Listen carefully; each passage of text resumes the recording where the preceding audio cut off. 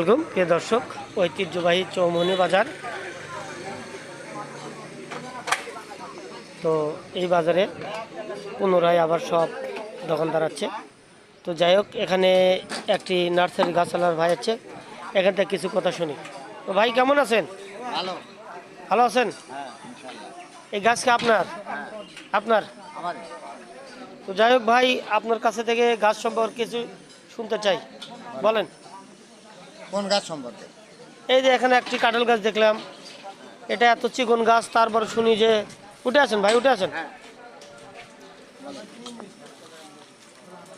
তো ভাই, এই গাছ নাকি 12 মাসই কাঁঠাল ধরে এবং এখনই মুছে আসবে নাকি? হ্যাঁ, এলে এখন মুছে আসবে। এত ছোট গাছে মুছে আসে কিভাবে? এত ছোট গাছ এখন সব কলম কাটা গাছ। কলম কাটা রেডিমেড যুগ। রেডিমেড। হ্যাঁ, এখন মনে করেন যে আজকে গাড়বে কালকে খাবে। এটাই মানুষ আর ধৈর্যের বাইরে হয় না। ভাই এটা একটু বেশি হলো না? না, এখন কথা হলো যে টেকাদার জিনিস কিনবি, 2 দিন পর ধরবি, সেই আশা আর কেউ করে না। এখন আজকে গাড়বি কালকে খাবে।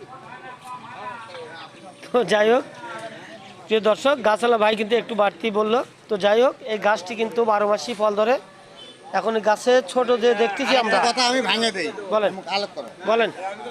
কারণ হলো এখন এই যে ছোট ছোট বাচ্চা ঘরে ছোট ছোট মেয়ে সলপলের যেগুলি বাচ্চা কাচ্চা হয়, এটা তো আর মনে করেন যে বাচ্চা তার নষ্ট হয় না, ওই পোয়াটিও নষ্ট হয় না। তো ওই রকমই এখন স্কুলে কলম কেটে থয়, ওই কলমটা আমার ঘরে এখন রেডিমেড যুগে গাছেও কলম কাটা হচ্ছে, ছোট ছোট গাছের ফল ধরে। তো প্রিয় দর্শক, শুনলেনই সব। আসলে এই গাছটা খুবই ছোট এবং এই গাছটি কিন্তু খুব অল্প দিনেই কাঁঠাল ধরবে।